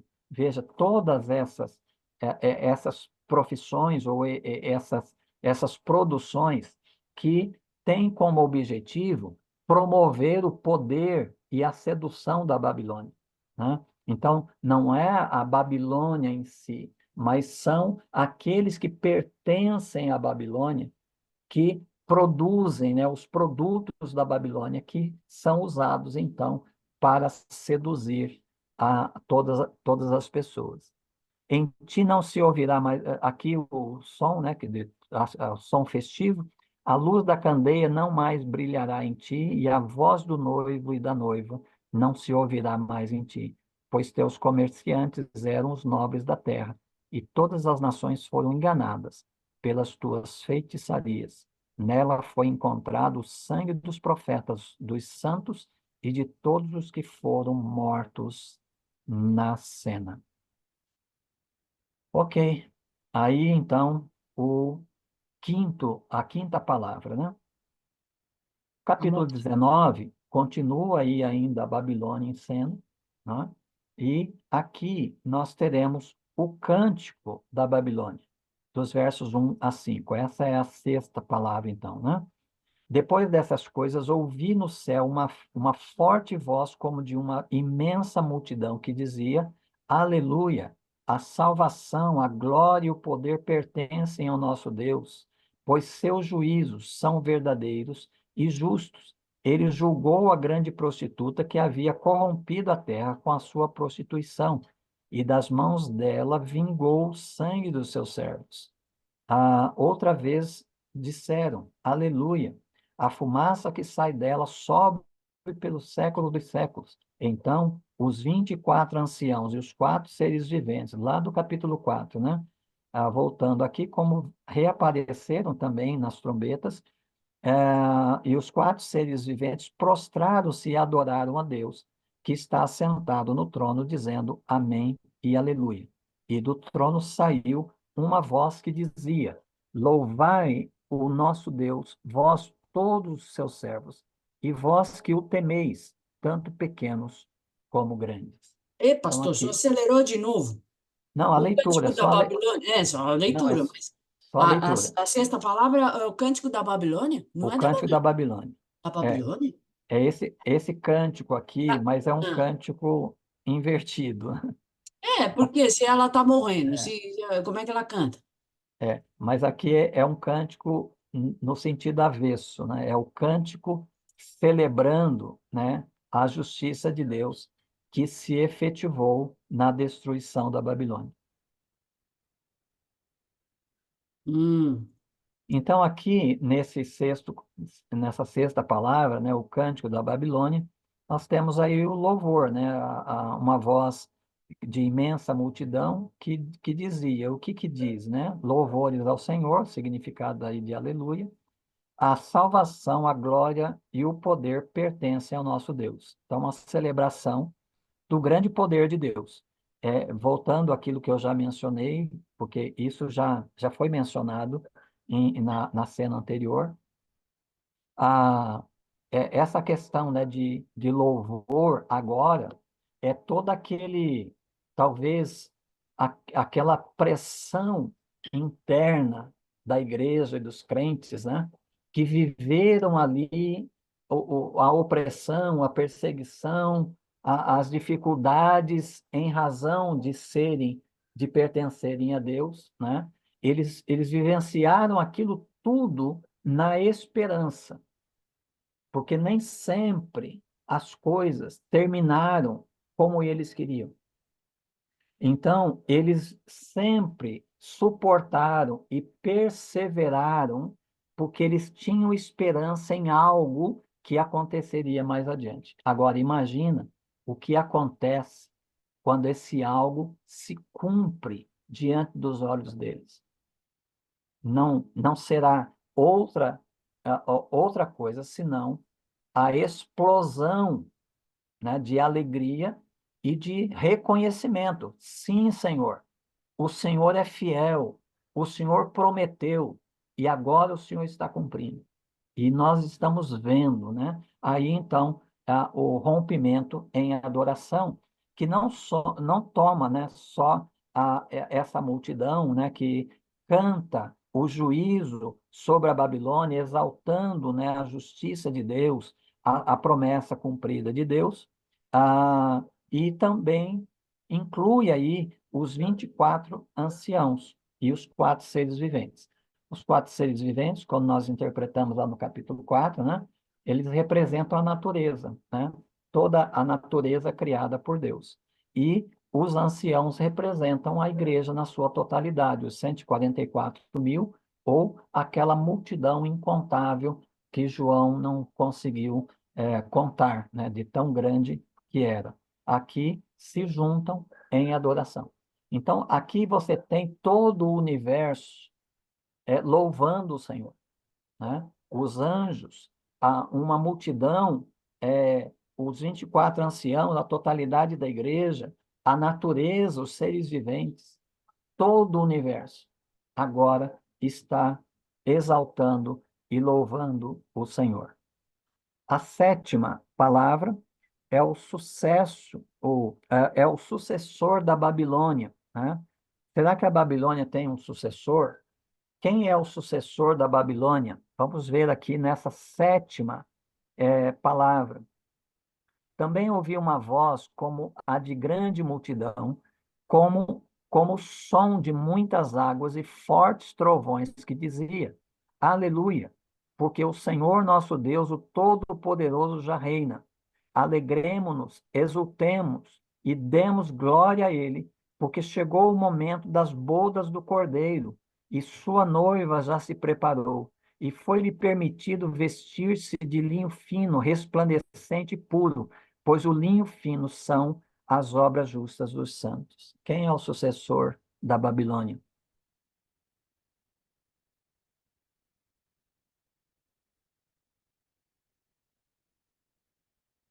Quem se arrisca?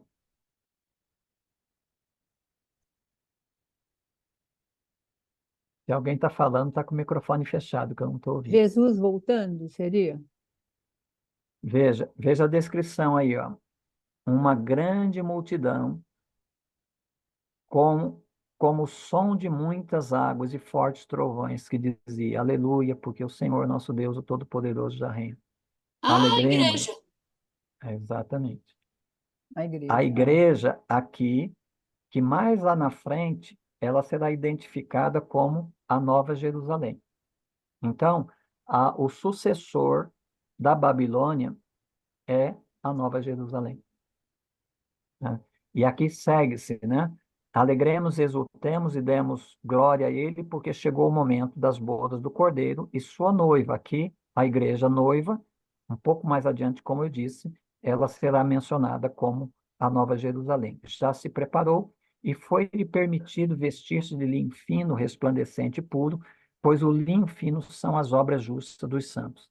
Aqui, não é uma questão apenas escatológica, porque quando diz aí, né, o Deus Todo-Poderoso já reina, a gente sabe, né, que o reino de Deus foi inaugurado pelo esmagamento, no esmagamento da serpente, da cabeça da serpente.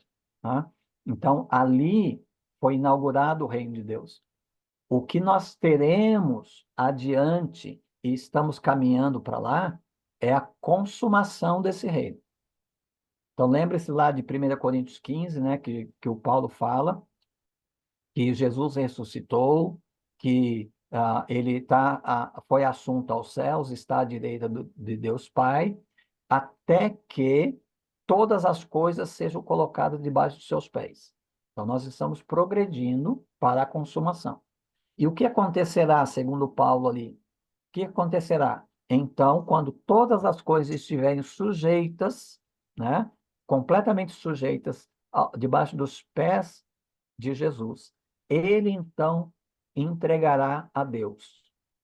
E nós teremos ali, então, a expressão, né, novamente, da Trindade. Né? A obra do Pai, a obra do Filho e a obra do Espírito já consumada, já concluída. Né? E aí, então, obviamente, isso acontecerá já com o novo céu e a nova terra. Continuando aí, né, até o verso 8, né, eu já li o verso 8 já. Então, aí, nós temos os versos 9 e 10, né, falando sobre essa conclusão. E me disse, escreve, bem-aventurados os que são chamados à ceia das núpcias do Cordeiro. Disse-me ainda, estas são as verdadeiras palavras de Deus. Então lancei-me a seus pés para adorá-lo. Mas ele me disse, olha, não faças isso. Sou conservo teu e de teus irmãos, quem tem o testemunho de Jesus. Adora a Deus, pois o testemunho de Jesus é o espírito da profecia. Aqui a gente está quase, né, já sentindo o fim se aproximando, né, o fim do livro do Apocalipse se aproximando.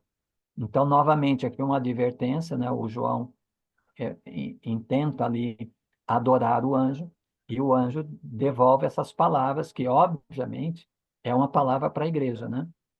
Para a igreja não sucumbir adorando, né, coisas ou alguém ou um sistema que não seja o Senhor.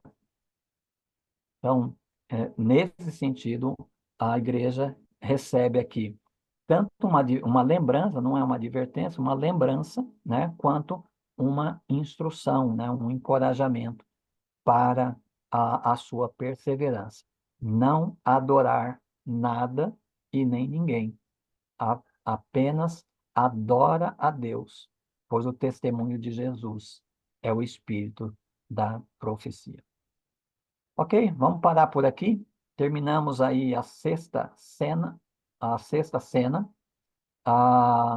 que se dedicou aí quase que exclusivamente, né, à destruição da Babilônia. E agora, na sequência, nós veremos a destruição da besta, né, e a destruição do falso profeta, né, a besta religiosa.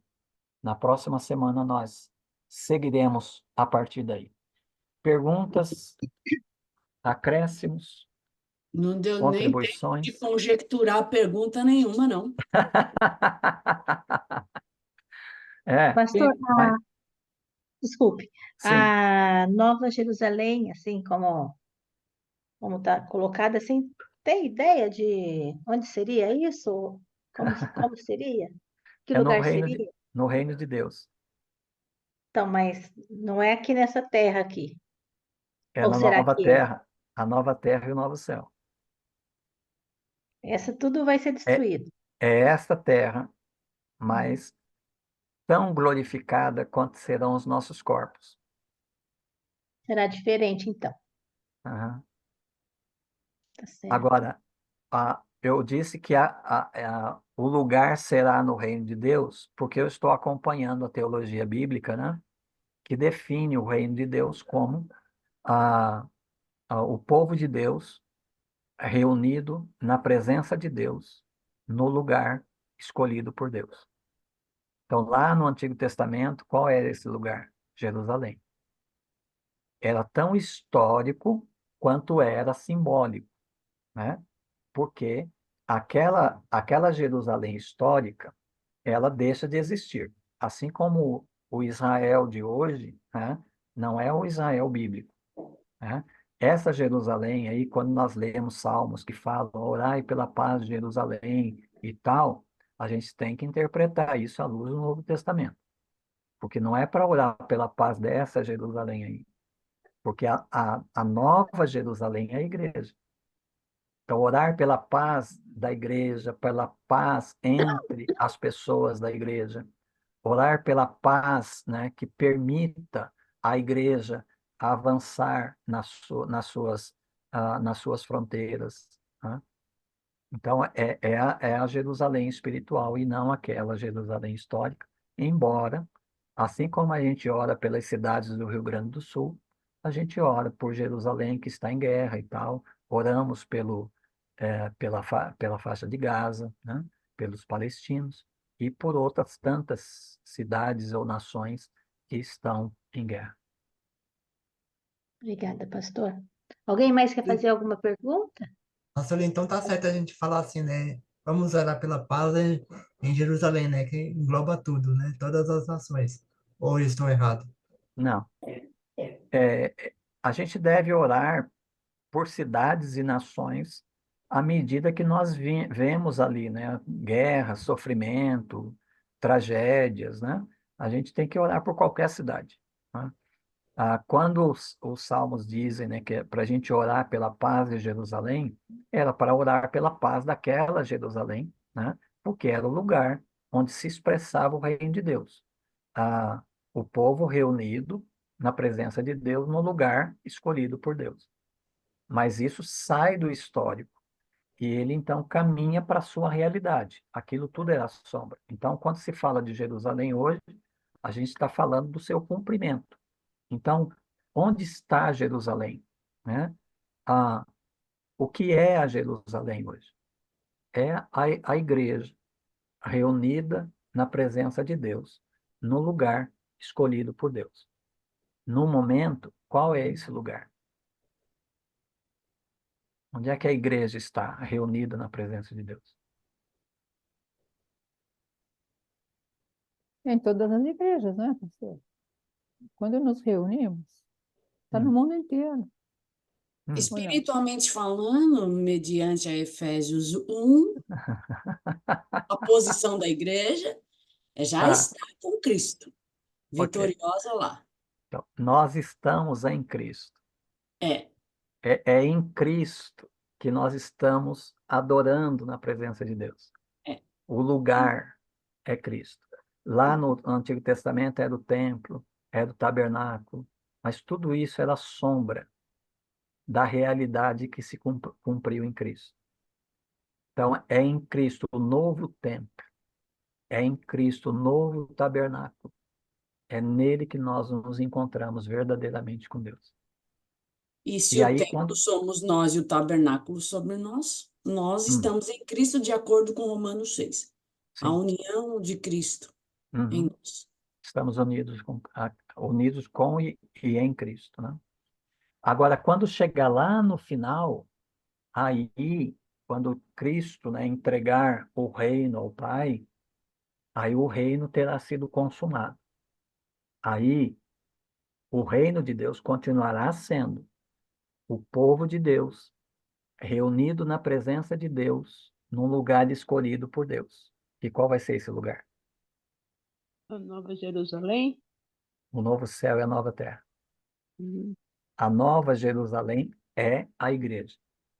Hum. Então, o povo de Novo Deus, céu, nova terra, onde habita a justiça. isso, o povo de Deus reunido na presença de Deus, num lugar escolhido por Deus, a nova terra e o novo céu. Muito bom. Pastor, tá chegando ao fim aqui, né? Pelo Sim. jeito, o senhor termina da segunda-feira que vem. Faltam 2 Não, capítulos, não? acredito que Esses não. são os mais difíceis. Acredito que não, porque Eu o quero 19. aprender sobre o livro da vida para explicar para os meus aluninhos. Tá. Então, o 19 e o 20, eles são mais trabalhosos, né? A gente vai gastar talvez um encontro só com esses 2 capítulos. Certo. Mas estamos caminhando para o fim. E Estamos parabéns para Estamos vocês, né, avançando. que leram aí nos últimos 8 anos, 16 para 24, 8 anos. Leram a Bíblia toda, de Gênesis a Apocalipse. É. Bom, mas a gente não sabe, assim, chegando assim, a gente pensando no finalmente, né? Assim, que a gente está fazendo o finzinho aí do estudo, eu acho que nós vamos assim sentir assim saudades, né? Assim, desse período, mas vamos ver o que nos reserva, né? Assim, Uhum, em termos de estudo, em termos de preparo depois, né? uhum. Para É. a gente continuar, né? Verdade. Vamos. Legal.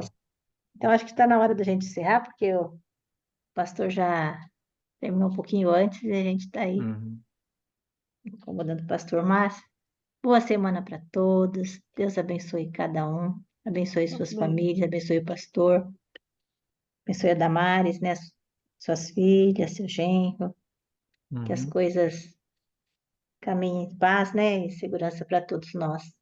Uhum. Deus abençoe vocês, irmãos Amém. e irmãs, e boa noite. Amém. Boa noite, Obrigada. boa semana. Boa noite a Noite. todos. Tchau, Obrigada, gente. pastor. Boa Abençoe. noite. Pastor, até segunda. Tchau, pastor. Até Até a segunda. próxima aula. Tchau. Tchau. Tchau, Tchau, tchau. tchau. Boa noite.